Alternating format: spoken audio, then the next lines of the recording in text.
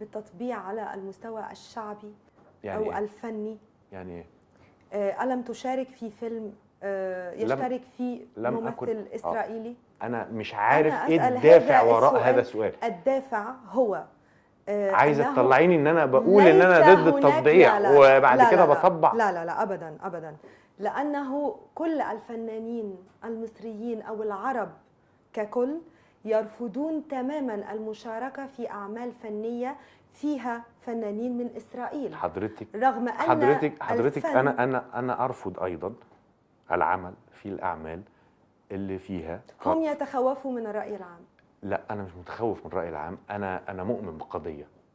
انا عندي قضية انسانية ومؤمن بيها، ومؤمن ان انا يوم ما هتحط في موقف عارف فيه اني هتعاون مع حد اسرائيلي همتنع تماما. لماذا لم تمتنع من قبل؟ لاني ما كنتش عارف، لم تعلم أنه هناك فنان إسرائيلي. أيوة، لم أكن أعلم كما قلت في جميع وسائل الإعلام. نعم. أني تعاقدت هنا في مصر ورحت في تونس لكي أصور مسلسل بريطاني. نعم. عن الرئيس الراحل صدام حسين. نعم. والتصوير كان في تونس، فرحت لقيت واحد إسرائيلي بيلعب دور في هذا العمل. نعم.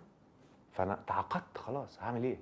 يعني هل أتحمل تكلفة هذا التعاقد؟ لا لا لا. علشان في واحد إسرائيلي. أولا قعدت مع هذا الرجل واستشفيت منه مواقفه، واستشفيت منه أسلوبه في الشغل هيبقى عامل إزاي، واستشفيت إنه مش هيغير أي كلمة أنا قريتها.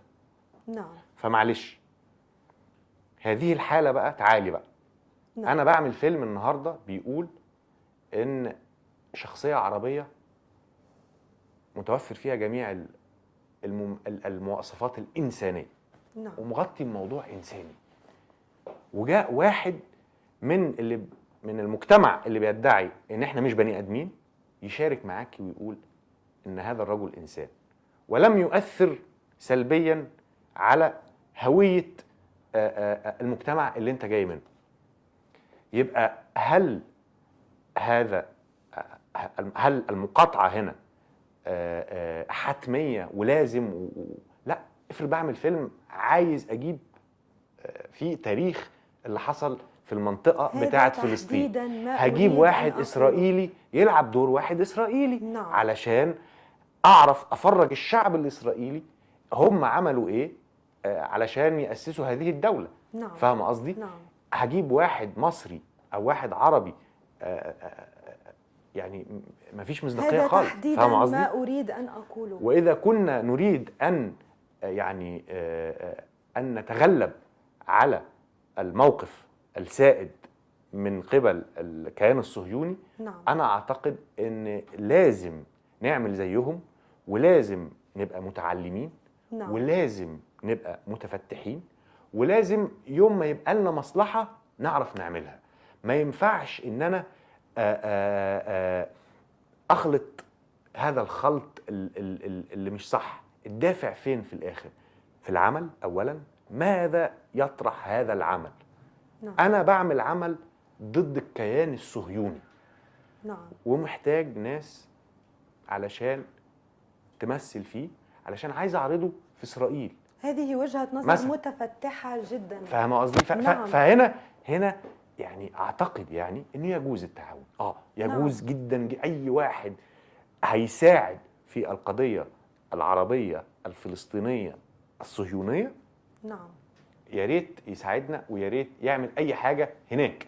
نعم. ما يجيش هو يقترح عليا. يبقى دايما المبادرة عندي أنا. نعم. ودايما الاحتياج أنا اللي بخلقه. ساعتها أقدر أبقى مجزم إن مفيش مؤامرة من بره ومفيش الكلام ده. فإنما لازم نبص، ولازم أعتقد يعني لازم نتكلم. لازم نتكلم مجال للتعامل بعنصرية. كم واحد في إسرائيل بيتكلم عربي؟ كثير تقريبا يعني 3/4. نعم. كم شخص عربي وكم شخص عربي يتحدث العبرية؟ ولا حد. نعم. طيب انت عندك قضيه كبيره مع هذا المجتمع، طب هتحل القضيه ازاي؟ والنهارده احنا شفنا الاعلام بتاعنا عامل ازاي. نعم. شفنا بعيننا وعارفين ان الاعلام العربي تقريبا كله موجه بشده، نعم. ولا يهمه صالح الشعب، وانما يهمه صالح الكرسي والمحطه، ونشتغل وناكل عيش، والكلام اللي احنا بنعاني منه بقالنا عقود. نعم. فالنهارده انا يعني معلش، طب انا في صحفي اسرائيلي شتمني، نعم. شتمني، ده حقيقه، ده لسه حاصل من 10 ايام. نعم. نعلم كنت بهذه في مهرجان تورونتو ورفضت اعمل معاه حديث، اهو واحد عرفت وكان عندي فرصه اني ارفض فرفضت، قلت انا اسف مش هعمل معاك. نعم. وقال لي عمل مشكله. لماذا وليه حضرتك ترفض رفضت يا ألا سيد عمرو؟ يا فندم ليه حضرتك نحن رفضت؟ إيه ده؟ نصور. ليه حضرتك رفضت؟ ليه رفضت؟ يا سلام. ليه رفضت؟ انت شاركت، لسه كنا بنقول من شويه في فيلم وانت بتقول احنا محتاجين ناس اسرائيليين عشان ندعم ونحل لا ما القضيه بقولش دي. محتاجين اسرائيليين، انا وكمان- بقول لك لو كان ما بقولش، انا ما بدعوش ان انا محتاج اسرائيلي. حضرتك لسه قايل كده لا دلوقتي. انا ما بقولش محتاجين اسرائيلي. امال ما معنى اللي انت قلته؟ لا انا إذا قلت قلت لو كان عايزين هناك نعالج عمل قضيه او عندي فني. فيلم بالظبط. وعايز اجيب ناس عشان اشرح القضيه، بالظبط. ممكن اجيب ناس اسرائيليين في الحته دي، في الحته دي. تمام.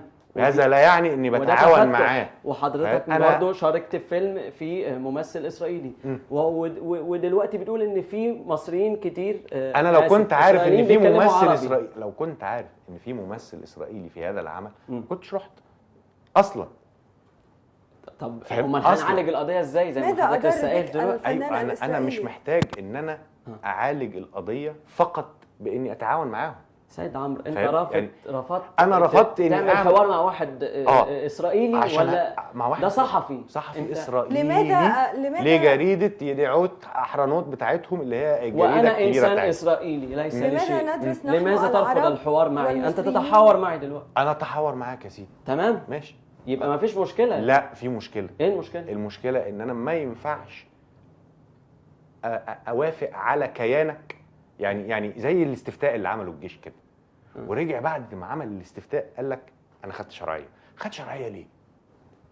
انا مش عايز نخرج بره الموضوع. لا ده. معلش أنا عايز معلش، أقول لك ما انا أنا هشرح. موجود. خد شرعيه، انا موجود اهو ثواني في بس. البلد ثواني يا بتاعتك بيه. وانا بكلمك ثواني. وانت بتكلمني. ثواني ليه نخرج بره الموضوع؟ انا بكلمك بس. خد شرعيه ليه؟ ليه؟ الاستفتاء. لانه الجيش لما قال تعالوا اعملوا استفتاء، الناس كلها راحت عملت استفتاء. نعم. بس فاهم قصدي؟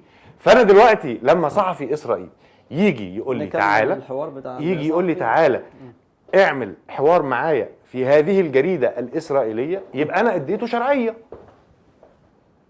إذا أنت لا تعترف بدولة إسرائيل؟ انا مقاطع دوله اسرائيل.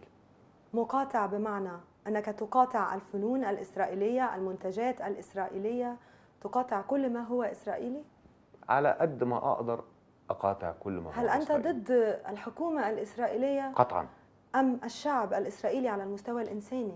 انا ضد الممارسات الاسرائيليه نعم، اللي ولكن بتحصل في هناك المنطقة. جماعات سلام إسرائيلية. يا ريت لو يتحركوا ويأثروا على حكومتهم ويبتدوا يعني يورونا مشهد في بريقة أمل. إنما نحن طول ما نتحرك احنا ولكن لا نجد طول من ما احنا العديد طول من ما احنا العرب نفس التقبل. طول ما احنا نعم. النظام في إسرائيل هو زي النظام عند العرب، هيبقى فيه مشكلة. نعم. دايما. دايما. ليه؟ لأن طب ما انتوا راضيين، ما الناس دي مش بتنجح في الانتخابات عندكم، والناس دي بتعمل ايه؟ بتدمرنا. يردون لأنهم يريدون وطن. واحنا ما يعني عشان هم عايزين كيف وطن كيف احنا نبقى من غير وطن؟ كيف تكون مواطن ليس لك هوية، ليس لك وطن، لا تنتمي إلى أرض؟ لا تنتمي إلى أرض مغتصبة.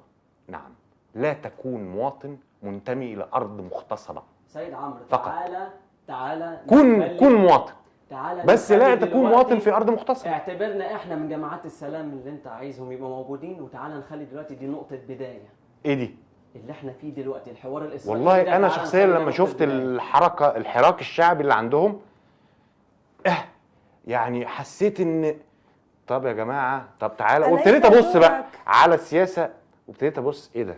طب ما شارون ده من سنة 70 واحنا بنشوفه، واسمه ايه ده نتنياهو، ومش عارف، ومش عارف مين، وده ساعه يبقى وزير الصحه، وده ساعه يبقى وزير الاعلام، وده ساعه يبقى وزير مش عارف ايه. طب ما هم نفس الشله اللي بقى لها 30 سنه، فهم نفس يعني فاهمه قصدي؟ نعم. فابتدى يبقى فيه حركه تحاول انها تطرح تغيير. نعم. ماشي، تعالى نمشي ورا الحركه دي ونشوف. نعم. انما حتى ان تنجح هذه الحركه في نعم. اسقاط هذا النظام، نعم. انا لا اعامل هذا النظام ولا اعطيه اي شرعيه في المنطقه. ولا تدعم هذه الحركة؟ ادعم الحركه اللي عايزه تحرر فلسطين. نعم. ادعم الحركه اللي ضد قتل الابرياء. أليس من واجبك ومهامك كفنان أن تنشر هذا الوعي للشعب المصري؟ يعني ايه؟ انهي وعي بالظبط؟ الوعي بأنه هناك جماعات سلام إسرائيلية، وأنه مش دوري. إذا رفض الشعب مش دوري. نعم، ولكن الجميع يرفض أن يشارك حتى ولو بالرأي. يعني انا دلوقتي لو استاذ مثلا اسرائيلي هيرجع اسرائيل، هيروح يشوف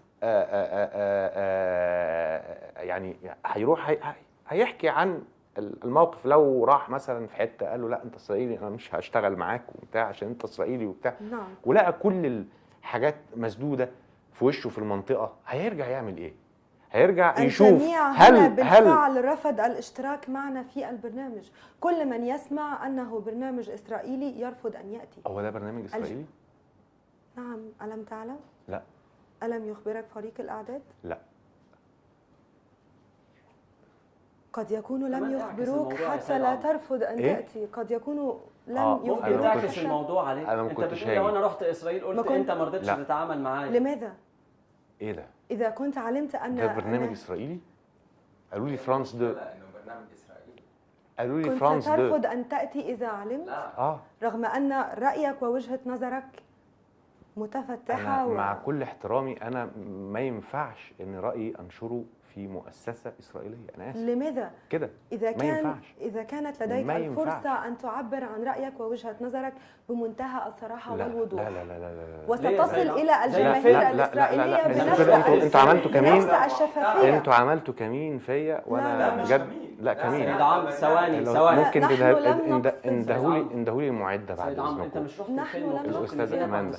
انت جيت البرنامج واكتشفت ان في واحد اسرائيلي. لا دي بتقولي برنامج اسرائيلي. اسرائيلي للناس الاسرائيليين دي انت بتقولي برنامج اسرائيلي. انت واحد اسرائيلي يا ريس، وانا انت عشان اسرائيلي مش اكلمك ماشي، انما اطلع في برنامج الناس اللي بتحبك اللي زي المسلمين. لا ما ينفعش.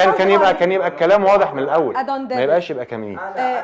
اذا كان يبقى الكلام واضح من الاول ان انا جاي هذا اعمل خطأ الإعداد. برنامج